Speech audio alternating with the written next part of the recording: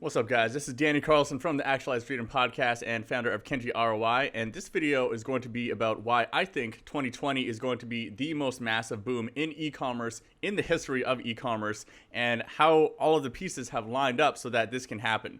And a lot of you might be thinking that, Danny, right now is like crazy times in e-commerce, everyone's sales is going down, people are locked up and they can't buy, but what I'm about to explain is the reasons behind the downturn and how in the background, e-commerce in general has been going massively up. Amazon has announced a couple weeks ago that they are hiring 100,000 new people to deal with this crazy epidemic. And part of the reason why a lot of e-commerce sales are down right now, especially on Amazon, is because they have limited the inventory that third-party sellers can send into the warehouses to only medical supplies and essentials and survival items and things like that. But that's about to change. Soon, all of those inventory bans are going to be lifted. A lot of customers are not receiving certain items for a month after they ship them. Once Amazon catches up with the demand of everyone who is freaking out and trying to hoard survival items and just make sure they have everything they need to be quarantined for a while, guess what? There's going to be something insane that happens, which is more than 100 million, possibly several hundred million people are going to be first-time e-commerce shoppers. They're going to be making their first purchases on Amazon. They're going to make the first purchases through a Facebook ad, through an Instagram ad, over to your own e-commerce site. People who just generally would get their stuff from Walmart or from other physical retail stores in their local area are now forced to shop online or not buy anything at all, right? And so while we might have a little bit more of a down period, maybe a month or two more down period when people are quarantined, a lot of people out of work and everything like that, the world is adapting to this very quickly. There's a lot of people who they're now working remotely in their jobs. They're looking for other types of remote work. A lot of work can be turned into a freelance version and just work remotely. And just using their existing network, it's not that hard to find work through old companies you used to work for or other people in your network that have companies and get hired on a contract basis or freelance basis with them. I'm going to make another video about that soon. But what I'm trying to say here is that people's shopping behaviors are going to get back up to where they were before. Right now, yes, we're in a short economic depression and it might go further, but on the back end of this, e-commerce is going to massively win. So getting into e-commerce, there are four main options. This is really going to depend which one is going to be best for you based on a few factors I'm going to share with you now. But the one I recommend to most people is Amazon. And let's just go over the pros and cons of each one of these. So Amazon pretty much does everything for you. So basically Amazon is the platform. It has the products on there. It has all of the customer base. And everyone comes to Amazon when they think of something they want to buy, and they know it's going to be at their house 2 days later because of Prime shipping, right? So Amazon has the traffic coming to there, and all you need to do is optimize for the Amazon platform itself, get the sales on Amazon, get the listing SEO, so you show up for the right keyword searches on Amazon and have really high converting images on there. So you're just optimizing all for the Amazon platform, and more than 50% of all searches for products online start on Amazon. So they have a massive customer list that you're just basically taking advantage of their platform. The second option is your own website or Shopify store. And when I say this, I mean like Shopify, a lot of people confuse that for a platform. Shopify is actually just a website building platform that happens to be good for e-commerce. It doesn't matter what kind of platform you build it on. There's WooCommerce, Magento, Shopify. They're all just your own website. Shopify itself does not have e-commerce customers that is sending to you. That's the big difference between Amazon and Shopify. And the problem with that is you have to now drive your own traffic. So you have to, the biggest one is Facebook ads, right? So you now have to learn the skill of running Facebook ads to your own Shopify site. Let's type this one up here. Let's call this one Shopify. And that is a really difficult thing. And not only that, you have to design your website in a way that actually converts. So you have to have a good layout for your website. You have to put the right headings, and there's a lot of different variables for a website that you send the traffic to and no one actually buys versus people go to the website and they actually convert into a purchase, because you don't have the trust and the social proof on your own website that Amazon does. People just love Amazon, right? People, they know it. They know that you have an A to Z guarantee there, and so they feel comfortable buying there. So that is the one biggest difference, is that you have to drive your own traffic from, Facebook ads, Google ads, wherever it is, because if you build it, people will not come. Unless you're on Amazon, then the people are already there. So I guess that kind of doesn't make any sense. Okay, so the next one is wholesale. So you can actually just sell your products wholesale to other e-commerce sellers, and they will sell it on these platforms for you. And that has the advantage of you don't have to set up anything on Amazon. You don't have to learn the skills of ranking your products on Amazon. You don't have to learn Facebook ads. You just have to find these wholesalers and start selling to them. So it's the simplest one, but the downside is low profit margins, right? Typically on Amazon, you're going to end up somewhere between, a 25 and a 40% profit margin, net profit margin. That's pretty typical.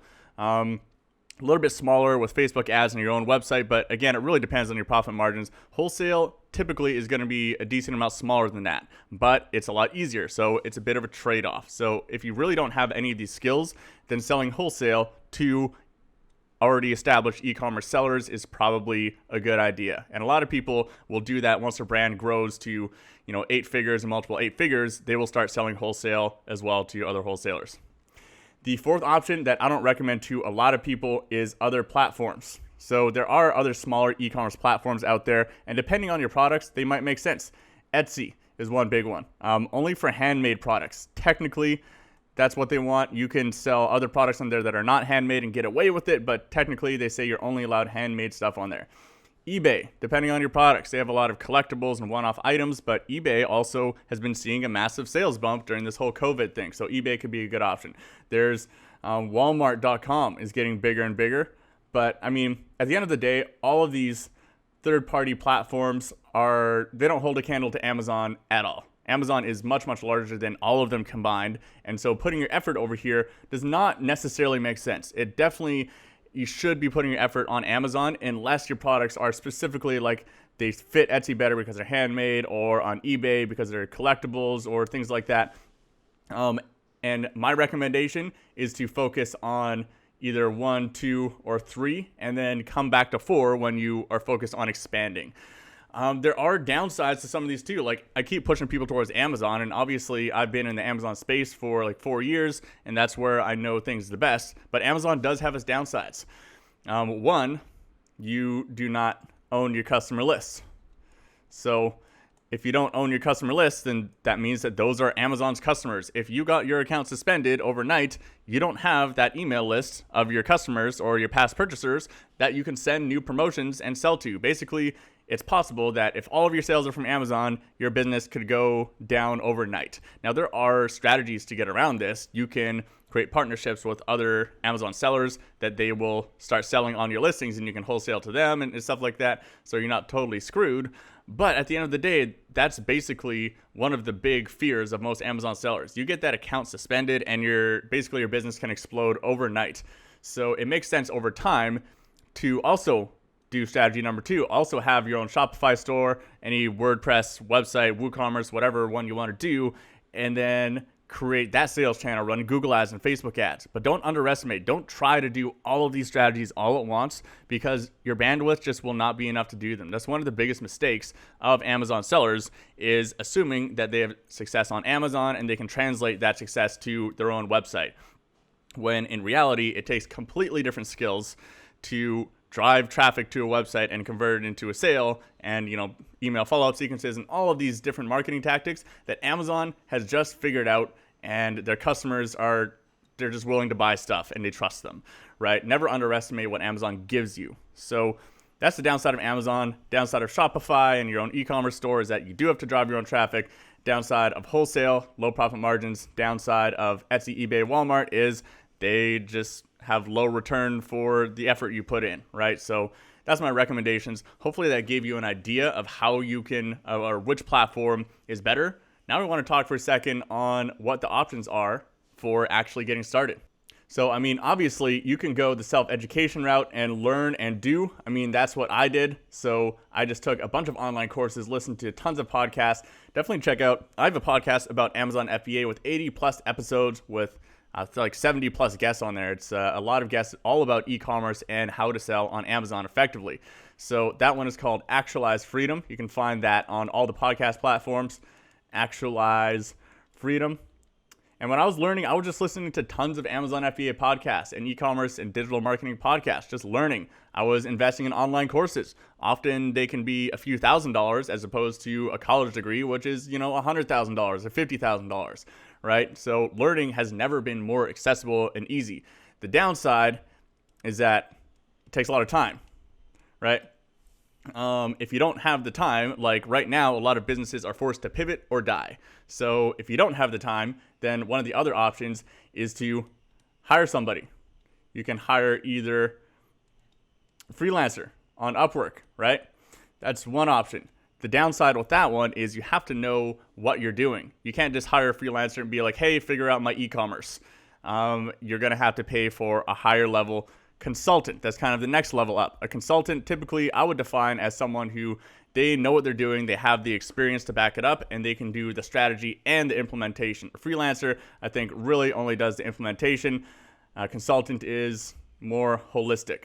The next level up would be an agency. So I have the Kenji ROI agency, and the difference between a freelancer and consultant is that the agency is like the full package, right? We do the strategy and the implementation, and we have the capacity to actually carry through on that. If you're a single person consultant, often your only capacity is to be able to do just the strategy and maybe a little bit of implementation, and then it's leaving it up to the business owner to actually implement on that. Agency is the full solution. If you do not have the time and you do have the money and financial resources to invest into it, that is the fastest and easiest option to get set up on e-commerce.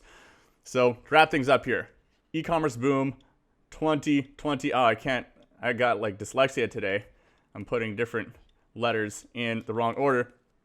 2020, I think, is going to be the biggest year for e-commerce in general. Like I said, right now there's a little bit of a dip, but I am very, very confident that it's going to be followed by the biggest uptick in the history of e-commerce. And for all the businesses that can survive the next few months of these lower sales, if you're in a category like travel items or just items that people are not buying right now because they're in quarantine, if you can survive the next few months, keep your expenses low and just prepare and just fortify your business to take advantage of the massive spike in e-commerce that's coming, then it's going to be those brands that take the market share and really capitalize in 2020, 2021, and 2022. Just like back in 2008 and 2009 when the big market crashed and all of the big tech companies started in the market crash because they're getting discounts on employees. They're just getting discounts on everything. Airbnb started back then. WhatsApp started back then. Slack, there's a big list of some of the biggest tech companies today that started in 2009. So stay focused, keep your eyes on the prize, guys, and listen to the Actualized Freedom podcast for more content like this.